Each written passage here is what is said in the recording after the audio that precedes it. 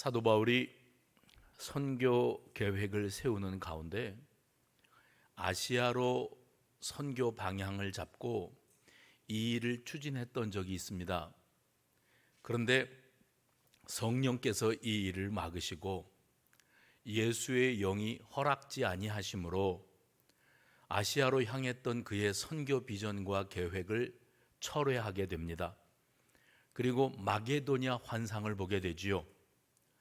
마게도냐는 헬라 지역을 말합니다. 지금의 그리스 중북부 지역을 통칭 마게도냐라 이렇게 불렀더랬습니다. 마게도냐 사람 하나가 환상 가운데 이 건너와서 우리를 도와달라, 우리에게 그 복음을 들려달라 합니다. 해서 바울 선교사 일행이 이제 유럽으로 건너가서 마게도냐 지방으로 당도합니다. 거기에 첫 번째 순서가 아니고 가장 큰 성을 말합니다. 마게도냐 지역의 가장 큰 성은 빌립보였는데 이 성에 들어가서 주의 복음을 전하였습니다. 그런데 이곳에서 바울이 복음을 전할 때 유대인들 가운데에 바울이 전하는 예수 복음을 회방하고 또 이 일을 핍박하고 또 바울에게 고통을 안겨주는 이런 핍박자들이 있었어요. 그래서 어쩔 수 없이 바울이 그 빌립보를 떠납니다. 그래서 빌립보를 떠나 당도한 그 다음 도시가 바로 데살로니가였습니다. 데살로니가에 바울이 3주간 머물렀었다 하는 기록이 사도행전의 기록이 되고 있고요. 그곳 데살로니가에서 3주 머물면서 사람들에게 하나님 나라와 복음을 전하였는데 듣는 사람들이 복음을 받아들이는 거예요. 그리고 변화됩니다. 그리고 하나님의 백성으로 거듭난 삶을 살겠다고 결단하는 사람들이 늘어나므로 데살로니가 교회가 세워지고 부흥되게 되어지지요. 이 소문이 얼마 전 빌립보에서부터 쫓겨났던 바울, 바로 그 빌립보에서 바울을 핍박하고 쫓아냈던 당사자들, 그 유대인들이 데살로니가로 간 바울로 말미암아 그곳에 있는 사람들이 복음을 받아들였다는 소식을 듣게 됩니다. 그리고 그들이 데살로니가까지 쫓아오지요. 출장을 와서 회방을 하는 거예요. 바울을 또 핍박하고 그에게 고통을 안겨주니까 사도 바울은 어쩔 수 없이 데살로니가를 떠날 수밖에 없습니다. 이제 막 복음을 받아들이고 주 예수 그리스도를 자신의 주로 모셔드리는 사람들, 신앙에 이제 뿌리를 막 내리려고 하는 참 신실한 성도들을 놔두고 급히 몸을 피할 수밖에 없었던 사도 바울은 그 마음이 참 고통스러웠을 겁니다. 그래서 그가 성도들에게 편지를 보낼 때 자기의 그 안타까운 심정을 고스란히 표현하는 편지글을 씁니다. 오늘 우리가 2장 1절부터 13절까지의 말씀을 봉독했습니다마는 2장 17절 말씀에 보면 이 데살로니가에서 다른 곳으로 쫓겨갈 수밖에 없을 때의 바울의 심정이 잘 표현되고 있습니다. 뭐라 그랬는가 하면, 형제들아, 우리가 잠시 너희를 떠난 것은 얼굴이요 마음은 아니니 너희 얼굴 보기를 열정으로 더욱 힘썼노라. 이게 성도들을 향한 바울의 솔직하고 진솔한 심정이었어요. 내가 여러분들에게서 떠나는 것이 몸이 멀어지기 때문에 얼굴을 볼 수 없는 이런 상황이지만은 내 마음마저 당신들에게서 멀리 떨어지는 것은 아닙니다. 몸은 떨어져 있으나 내 마음은 항상 데살로니가 여러분 성도들과 함께 있습니다. 이렇게 표현을 해요. 그리고 오늘 우리가 읽은 마지막 절 13절 말씀에 보면 사도 바울이 데살로니가 성도들을 얼마나 보고 싶어 했는지, 그들을 얼마나 사랑했는지를 생각하는데 거기 이런 표현이 나옵니다. 이러므로 우리가, 13절입니다. 이러므로 우리가 하나님께 끊임없이 감사함은 너희가 우리에게 들은 바 하나님의 말씀을 받을 때에 사람의 말로 받지 아니하고 하나님의 말씀으로 받음이니 진실로 그러하도다. 이 말씀이 또한 너희 믿는 자 가운데서 역사하느니라. 여기 사도 바울이 데살로니가 교회 성도들을 생각하면서 표현했던 표현 방식입니다. 내가 너희들을 생각할 때마다 너무 감사한데, 뭐가 감사한가 하면 말씀을 내가 전할 때 내가 전하는 인간 바울의 말로 받지 아니하고 사람을 바라보지 아니하고 그를 도구로 사용하여 말씀하시는 하나님의 음성, 하나님의 말씀이다. 말씀을 그렇게 받는 너희들의 태도와 그 모습이 너무 귀하고 사랑스러워서, 그리고 그럴 수 있다는 것이 너무 놀랍고 감사해서 나는 너희들을 절대 잊을 수가 없다. 이게 바로 바울이 데살로니가 교회 성도들을 향한 그의 사랑의 표현 방식이었습니다. 여러분, 하나님은 우리에게 친히 말씀하시는 하나님이신 줄로 믿으시기를 바랍니다. 히브리서 1장 1절과 2절 말씀에 보면 이런 기록이 있어요. 옛적의 선지자들을 통하여 여러 부분과 여러 모양으로 우리 조상들에게 말씀하신 하나님, 그 하나님이 2절 이 모든 날 마지막에는 아들을 통하여 우리에게 말씀하셨으니 그랬습니다.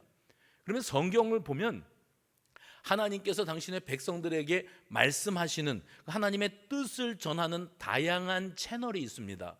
그 말씀하시는 방법 가운데 제일 먼저가 뭐냐면 하나님이 직접 말씀하시는 거예요. 친히 말씀하셨다. 그래서 출애굽기에 보면 하나님께서 모세에게 이르시기를, 여호와께서 모세에게 말씀하시기를, 이런 구절이 계속 이어집니다. 이유가 어디에 있습니까? 이스라엘 백성들 입장에서 봤을 때는 하나님이 계시다 그러는데 하나님을 본 적이 없어요. 하나님의 음성도 들은 적이 없어요. 그런데 모세가 하나님의 말씀의 대언자가 됩니다. 그래서 하나님께 불리워 올라가서 하나님의 말씀을 받고 계명을 받고 그 말씀을 백성들에게 내려와서 대언, 하나님 대신에 하나님의 말씀을 전달하는데 백성들은 모세를 바라보고 있지만 모세의 입에서 나오는 말씀은 다 하나님의 말씀이었어요. 그래서 모세를 대언자다 이렇게 말을 하고 그를 바라보기를 하나님 바라보도 된 거예요. 그러나 모세가 하나님일 수는 없습니다. 하나님께서 사람을 통하여 말씀하시되 친히 말씀하셔서 대언자들을 통하여 이 백성들이 하나님의 음성을 들었던 겁니다.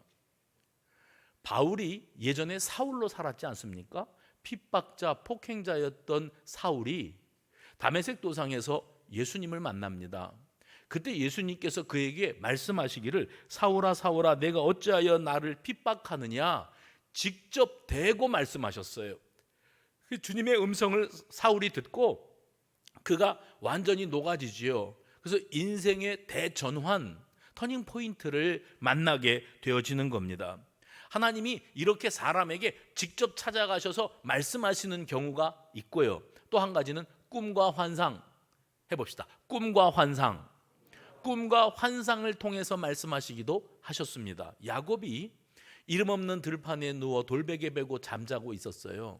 아버지와 형을 기만하고 자기가 장자권 축복권을 강탈하고 외삼촌 집으로 걸음아 나살려라 도피하던 가운데 너무 피곤하고 지쳐 호롤단신 그 피곤한 육신을 쉬기 위해서 들판에 돌베개 베고 누워 잤는데 꿈속에서 하나님께서 하늘에서 땅에 닿는 사닥다리를 보이시고 그 위에서 하나님의 음성을 들려주셨다 그랬습니다. 이 꿈을 통해서 하나님의 음성을 듣게 되어지는 일들도 있었어요. 그리고 또 한 가지, 이스라엘 백성들의 역사 가운데 저들이 하나님 앞에 불순종했던 일들이 정말 많이 있지요.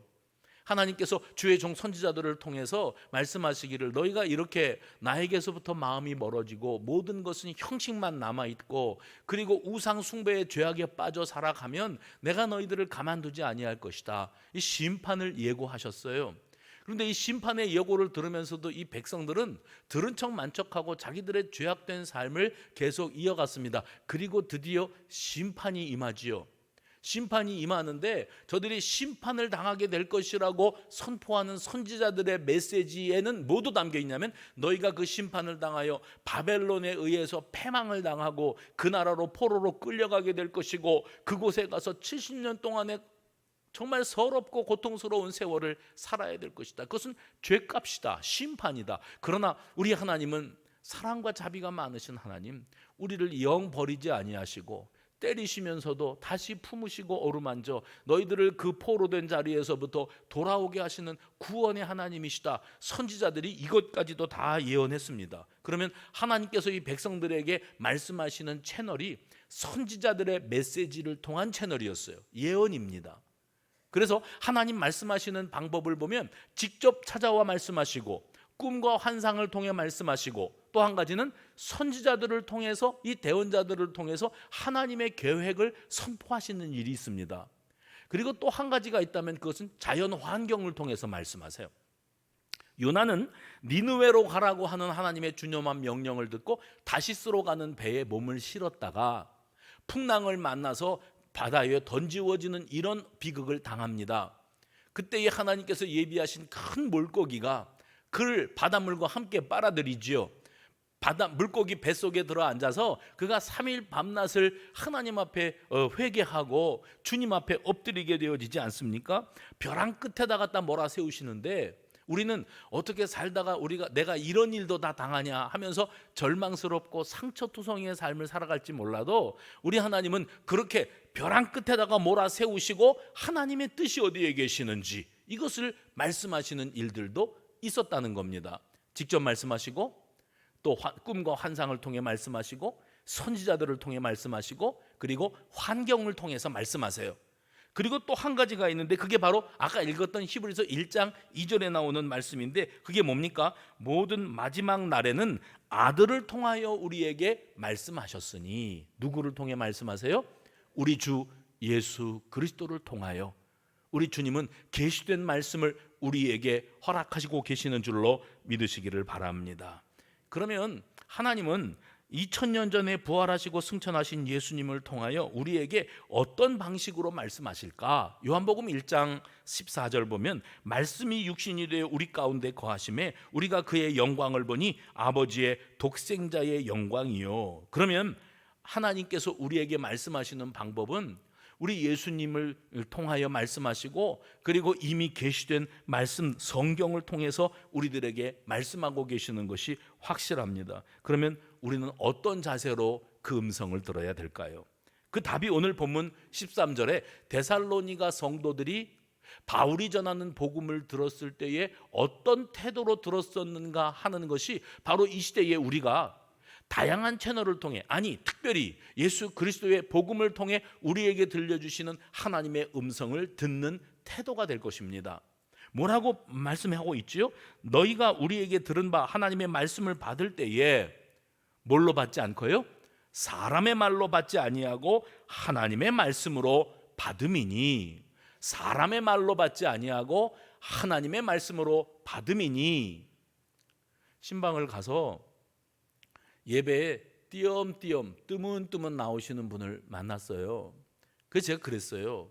목사가 단위에서 이 설교를 하는 말씀이 목사가 하는 소리고 자기 개인의 생각을 전하는 것이라면, 그러면 그 말씀은 뭐 들으면 좋고 안 들어도 뭐 그렇게 목숨이 걸릴 일은 아닙니다. 그런데 주일날 이 단위에서 선포되어지는 말씀이 살아계신 여호와 하나님의 계시된 말씀이 대언하는 주의 종 목사를 통해서 하나님의 말씀이 선포되어지고 있는 시간이라면, 당신이 이 자리에 와서 앉아 있든지 딴 데 가서 놀다가 다음 주에 또 오고 또 놀다가 다음 주에 또 오고 이런 식으로 하든지 상관없이 하나님은 매주마다 매 예배 시간마다 여기에 앉아 계시는 바로 여러분이 들어야 될 말, 여러분에게 들려주시기를 원하시는 하나님의 음성은 계속 선포되고 있는 거예요. 나는 어떤 날은 그 말씀이 귀에 들려오고 말씀을 받고, 어떤 날은 너무 바빠서 주일 예배를 못 드렸는데, 그런데 그날도 하나님은 나에게 말씀하고 계셨어요.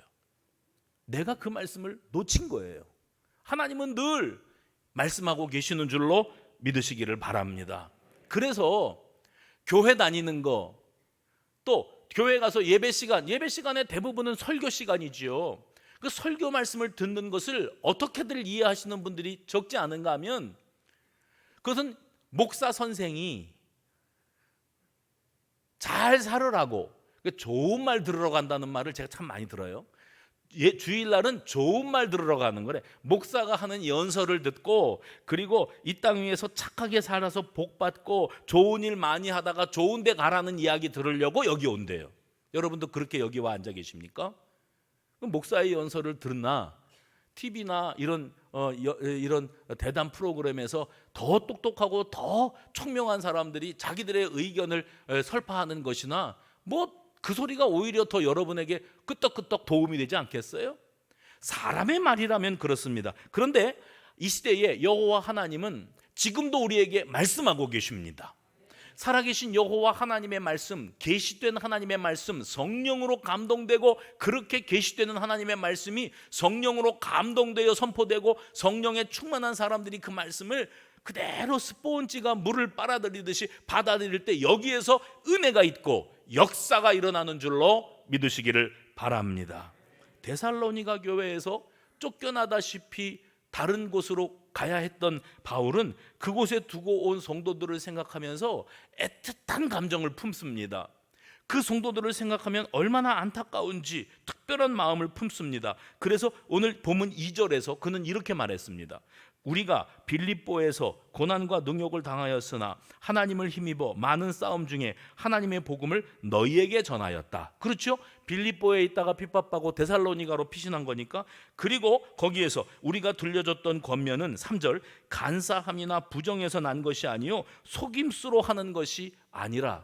무슨 말인가 하면 이때 당시에 이 헬라 그리스 지역에서 얼마나 많은 이 말쟁이들, 연설 잘하는 자들이 사람들을 간사한 마음으로, 부정적인 마음으로, 그리고 속임수로 말로 호리는 일들이 있었어요.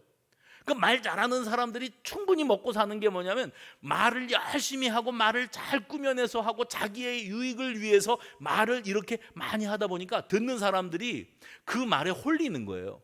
그래서 호주머니를 텁니다. 그래서 말쟁이들이 자기의 개인적인 사리사욕이나 유익을 얻기 위해서 이 사람들 앞에 연설도 하고 웅변도 하고 자기 주장을 설파하는 이러한 일들이 있었어요. 그런데 데살로니가 교회 성도들도 그리스에 있는 사람들이고 그리고 그때 당시에 그런 말쟁이들을 수없이 보았던 사람들인데 사도 바울이 말씀을 전할 때에 그들이 사도 바울이 전하는 말씀을 그런 세상에 자기 유익을 챙기기 위해서 수단 방법을 가리지 않고 미사여구를 총동원해서 하는 그런 연설자들, 말쟁이들의 말처럼 듣지 않았어요. 왜냐하면 바울이 말하는 것을 보면 저는 아무 사심이 없이 오로지 하나님 나라와 복음만을 전하기를 원하고 그 말씀을 전하는 것을 통해서 자기가 사리사욕을 챙길 것이 아무것도 없는 그런 순수복음, 해봅시다. 순수복음. 바울은 순수 복음만을 전하고 자기가 드러나기를 원하지 않고 자기의 유익을 챙기지 않고 어떤 말로 설득을 해가지고 자기가 유명하거나 위대한 사람이 되기를 전혀 원하지 않았던 그런 사람이었다는 거예요. 그래서 바울이 당당합니다. 여러분, 사심이 없는 사람은 떳떳합니다. 은큼한 사람들, 자기 사리사욕을 챙기려고 하는 사람들이 떳떳하지 못하지, 정말 나는 이 영혼들을 사랑하고 그리고 아무 사심이 없다 하는 사람은 떳떳하게 말씀을 전할 수 있어요. 그런데 바울이 말합니다. 나는 여러분들에게 복음을 전할 때 하나님으로부터 이 복음을 거저받은 사람이고요, 위탁받은 사람입니다. 그리고 나는 하나님만을 기쁘시게 하는 사람이라고 나는 자부합니다. 그것이 바울의 당당함의 근원이었어요. 그래서 사람들 앞에 떳떳하다고 자부했던 그가 7절에 보면 이런 심정이었다고 표현합니다. 이 데살로니가 성도들에게 말씀을 전할 때 자기의 심정은 이랬다고 표현해요. 7절 보세요. 7절에 유모가 자기 자녀를 기름과 같이, 유모가 자기 자녀를 기름과 같이. 유모는 다른 남의 아이를 전 물려서 키워주는 것, 그에게 영양분을 공급하는 것으로 먹고 사는 사람이에요. 이게 직업입니다. 그런데 그 유모가 자기 자식, 그러니까 남의 아이 전 물릴 때와 내 아이를 전 물릴 때와는 전혀 다르다는 거죠. 바로 그 심정으로 복음을 그들에게 전했다고 바울이 표현을 해요. 사심 없는 그의 사랑, 뜨거운 헌신의 마음을 그렇게 표현합니다. 여러분, 안 먹어도 배부르다는 표현 아시죠? 안 먹어도 지금 그 모내기철이 지났습니다. 그래서 이제 외곽으로 신방하면라고 나가 보니까 논들마다 다 모내기들이 거의 끝났어요. 근데 예전에 그랬습니다. 이 마른 논에 물 댄다고요. 그래서 바짝 마른 내 논에 이제 모내기를 하기 위해서 물이 들어가야 돼요. 물꼬를 튼다 그러잖아요. 예전에는 이 물 대는 것 때문에 싸움들도 참 많이 했다고 들었어요.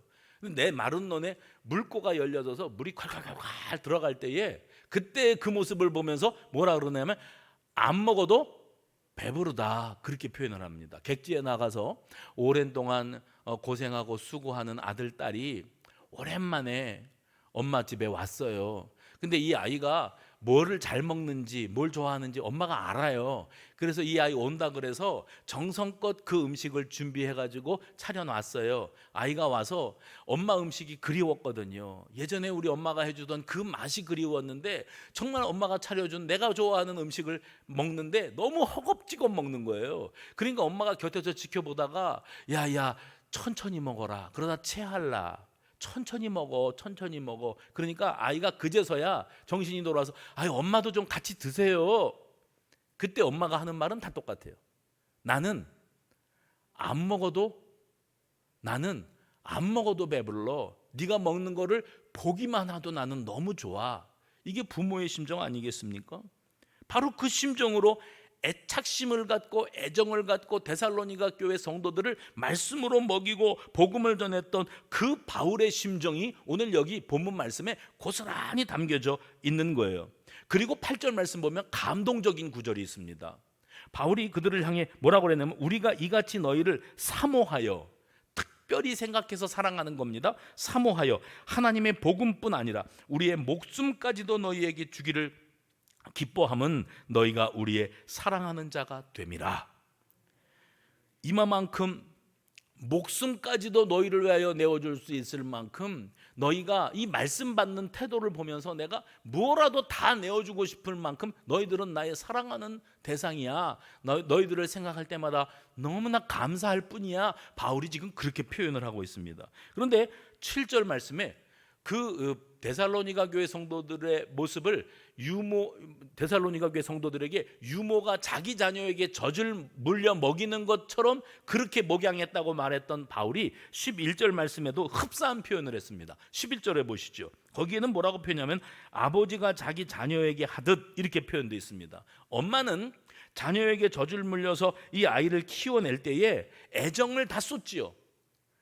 목숨까지라도 내놓을 수 있을 만큼의 애정을 쏟습니다. 아버지는 그 자녀를 생각하는 게 조금 다른데 권면하고, 11절 하반절에 있어요. 권면하고 위로하고 경계하노니, 이 자녀가 바르게 자랄 수 있도록 이 아이들을 가르치는 역할을 아버지가 감당한다는 거예요. 그래서 그들에게 12절 하나님께 합당하게 행하라고 그렇게 한다 말씀하고 있어요. 저 좀 보세요. 제가 교회에서 아주 재미난 장면들을 봅니다. 근래 들어서 제가 그걸 발견을 했어요. 그건 뭐냐면 부모님과 함께 예배당에 나온 청년 학생들은 왜 그렇게 다 시무룩할까? 공감하시죠? 희한해요. 부모와 함께 교회에서 왔다 갔다 하는 애들은 그렇게 심각하게 시무룩해요. 우울감이 있어요. 입이 예전 말로 대빨 나왔어요. 옷도 몇 벌 걸게 생겼어요. 교회에 끌려왔구나 제가. 너 교회에 온 것이 아주 마땅치 않지? 왜냐하면 제가 이제 연구를 한 겁니다. 왜 부모 곁에 있는 아이들은 시무룩하고 우울증에 걸려 있을까? 근데 또 연구를 해보니까 그 아이가요, 부모 옆에 있을 때 그렇지 지 친구들하고 같이 있을 때는 그렇게 활발하고 그렇게 사교적이고 웃기도 잘 웃습니다. 그러다가 부모랑 교회만 오면 또 울적합니다. 심각합니다. 생각을 깊이 해보니까 이유가 한 가지 있는데 그게 뭐냐면 잔소리예요. 잔소리. 또 그 소리. 야, 어른들 보면 인사 잘해라. 너 옷이 그게 뭐냐? 배꼽 다 드러내놓고. 교회는 이러고 다니는 거 아니야. 제발 좀 빨리빨리 좀 움직여라. 너 성경책도 안 갖고 왔냐? 핸드폰 좀 그만 봐라. 예배 시간에 그러는 거 아니야? 계속 말하죠. 오기 싫은데 억지로 끌려왔는데다가 계속 잔소리하고 보는 사람마다 인사하라고 그러고 하니까 우리 청춘들에게는 예배당 오는 일이 보통 고통스러운 일이 아닌 거예요. 잔소리. 저도 아이들이 나갈 때 그러더라니까요. 야, 차 조심해라. 길 조심해라. 사람 조심해라. 그러면 차 조심하라 그러면 걔가 길에 나가서 우리 엄마가 아버지가 차 조심하라 그랬다 그러고 잔뜩 좌우를 살피고 움츠려 다니나요? 아니요. 하나만 한 소리예요. 예, 알았어요. 그러고 나가서 차 조심 안 하고 그냥 다닙니다. 그럴 줄 압니다. 그러면서도 말합니다. 그 차 조심해라 한마디가 그 아이에게 무슨 보호막이라도 되는 것처럼 한마디 그 말을 안 할 수가 없어요. 그 자기들도 그 잔소리, 지긋지긋한 잔소리, 그 소리 듣기 싫었는데 자기들도 이제 자식을 낳아서 그 자식이 학생이 되고 청년이 돼서 집 밖으로 나갈 때 야, 차 조심해라, 집에 일찍 돌아와라, 또 그럴 거예요. 왜요? 그건 본능이에요. 그거는 절제하고 싶다고 해서 절제되는 게 아니더라고요. 사도 바울이 데살로니가 교회 성도들을 바라보면서 놀라운 것은 뭐냐면 이 사람들이 하나님의 말씀을 대언하는 바울의 말을 들으면서 이거는 바울이 자기가 개인적으로 하고 있는 어떤 인생 철학이나 또 어떤 처세술이나 나름대로의 어떤 자기 그 경험담을 들려주고 있는 말이 아니라 살아계신 여호와 하나님의 말씀이 바울을 통하여 대언되고 있다는 그것으로 말미암아 바울이 하는 말을 하나도 건성건성 들어넘기지 아니하고 신중하게 진지하게 그렇게 받아들이고 있었다는 거예요. 그게 기적적인 일이라는 거예요. 그게 놀라운 일이라는 겁니다. 이렇게 아버지의 그 훈계와 어머니의 특별한 애정으로 양육하고 있는 사도 바울의 마음이 이 데살로니가 교회 성도들에게 고스란히 전달되고 있습니다. 이렇게 힘들고 어려운 상황 속에서도 말씀을 받고 있다는 것이 참 기특한 거예요. 말씀드린 것처럼 당시에 이 지역이 헬라 지역, 그리스 땅입니다. 알고 계시는 것처럼 이 그리스 지역은 철학의 본산지잖아요. 지금도 그런데 그곳에 가면 각 마을과 도시마다 아고라라고 하는 명칭의 광장들이 있다고 합니다. 그러면 이 나라는 왜 가는 데마다 도시마다 광장이 있나? 사람들은 철학에 대해서 종교에 관해서 토론으로 시간을 보내는 것이 이 그리스 사람들의 특징이었대요, 이때 당시에. 그런데 이 토론이라고 하는 게 뭐가 진리이냐, 진리를 찾아 나가기 위한 심각한 토론이 아니고 각자가 다 자기 소리 하는 거예요. 무슨 말인지 아시죠? 각자 자기 주장과 궤변이 있고 수사학, 화려한 말잔치가 있고 이런 것을 드러내는 것이 저들의 유일한 관심사였어요. 그러니까 누군가 앞에 서서 연설을 합니다. 자기 주장을 펼칩니다. 그러면 듣는 사람들이 그러한가? 한번 들어볼까? 저 말 중에도 맞는 말이 있을 텐데 하는 그런 태도로 듣는 것이 아니고 어떤 태도로 이 말씀을 받고 있었냐면 얼마나 너는 똑똑한지 한번 볼까? 근데 네가 하는 말에도 모순이 있어, 약점이 있어. 나는 그거를 파고 들어가서 내가 주장하는 것을 너에게 설득할 거야. 그러면 이 사람이 나서서 이제 아닙니다, 제 생각은 이렇습니다 하고 설득을 하면 또 다른 사람들이 들으면서 그럴싸하게 듣는 게 아니라 그래, 네가 하는 말도 맞기는 맞겠다마는 나는 네 말대로 살아갈 생각도 없고 그 말이 옳다고 여기지 않아. 나에게도 내 생각이 있고 내 주장이 있어. 각자가 다 자기 주장만 내세우고 있었어요. 그러면서 세월 보내고 있는 이런 환경이었어요. 어디 가요? 빌립보도 그랬고 데살로니가도 그랬고 그랬습니다. 그런 동네에 사는 사람들이 바울이 나서서 말씀을 선포할 때 또 어떤 철학자가 어떤 사람이 자기 궤변을 늘어놓는구나 이렇게 받지 아니하고 살아계신 하나님의 음성을 듣는 것으로 들었다는 것 자체가 이게 감사할 일이고 기적 중에 기적이었다는 거예요. 그래서 바울이 생각하면 생각할수록 너희들이 내 말을 하나님의 말씀으로 받았다는 것이 기적에 가깝다. 나는 이 일이 너무 감격스럽다. 이렇게 말했습니다. 이때 당시 사람들이 어떤 논리와 설득으로도 감동이 어렵고 변화되기를 기대하기 어려운 시대였어요. 지금 우리 시대가 그렇습니다. 각자가 다 자기 철학이 있고요, 자기 경험이 있고요, 자기 고집들이 꽉 들어차 있습니다.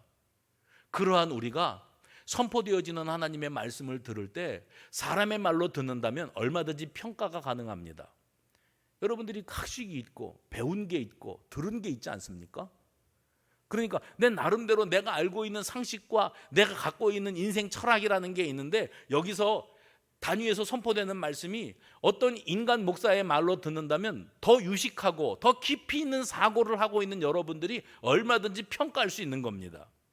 들을 말은 듣고 또 걸러낼 말은 안 들은 걸로 치고 이럴 수 있다는 거예요. 데살로니가가 바로 그런 상황이었습니다. 도무지 사람들이 감동되거나 변화될 수 없을 만큼 자아가 가득한 그런 사람들이었어요. 그런데 이 시대에 바로 데살로니가 사람들이 그 말씀을 하나님의 말씀으로 받았다는 것은 어떤 말씀인가 하면, 말씀을 받을 때 해봅시다. 열린 마음으로 받았다는 거예요. 오늘 본문 13절에 보면 말씀을 받았다, 말씀을 받는다 이런 표현이 나와요. 받는다, 영어로 receive 그러지 않습니까? 이 받았다는 것은 누군가 나에게 뭔가를 던져줘요. 그러면 내가 이걸 받을까 말까 생각할 겨를도 없이 덥죽 받는 거예요. 이걸 receive 이렇게 표현을 하거든요. 근데 오늘 여기 말씀을 받았다는 것은 그런 방식이 아닙니다. 이것은 마음의 문을 활짝 열고, 그리고 환영하는 자세로 말씀을 조건 없이 수용하는 것을 말합니다. 그래서 receive가 아니라 accept 해봅시다. accept, 받아들이는 것이 조건 없는 수용이었어요. 요한계시록 3장 20절 말씀에 이런 묘사가 있습니다. 볼지어다 내가 문 밖에 서서 두드리노니 누구든지 내 음성을 듣고 문을 열면, 해봅시다. 문을 열면, 내 음성을 듣고 문을 열면 내가 그에게로 들어가 그와 더불어 먹고 그는 나와 더불어 먹으리라. 내 음성을 듣고 문을 열면, 무슨 문인데요? 마음의 문이에요. 굳을 대로 굳어져 있고 고집스러웠던 내 자아로 가득한 마음의 문을 이제는 열어젖히면, 열린 마음으로 말씀을 받을 때 그 말씀은 사람의 말로 들리는 것이 아니라 하나님의 말씀으로 들려지는 역사가 이루어진다고 말씀하고 있습니다. 성경에 보면 하나님의 말씀을 잘 받았던 사람들, 정말 이 일로 말미암아 놀랍고 칭송들어 마땅한 사람들로 데살로니가 사람들, 오늘 본문에 나오는 이 성도들을 말합니다. 그런데 여러분, 저들이 1등이 아니었어요. 저들은 2등이었어요. 그러면 이 사람들보다도 더 말씀을 잘 받고 하나님의 말씀으로 받는 사람들이 있었단 말인가? 그렇습니다. 사도행전 18장의 11절에 보면 이렇게 기록되어 있어요. 베레아에 있는 사람들은 데살로니가에 있는 사람들보다 더 너그러워서, 예전 성경에는 더 신사적이어서 그랬는데 더 너그러워서라고 번역됐습니다. 더 너그러워서 간절한 마음으로 말씀을 받고 그것이 그리한가 하여 날마다 성경을 상고함으로 그 중에 믿는 사람이 많고. 더 너그러워서. 여러분, 예수님이 사람들에게 말씀을 전하실 때 이랬어요. 너희가 어린아이들과 같이 아니하면, 너희가 돌이켜 어린아이들과 같이 되지 아니하면 천국에 도무지 들어갈 수 없다. 그 어린아이와 같이 되어진다는 것은 곧 뭐를 말하는 겁니까?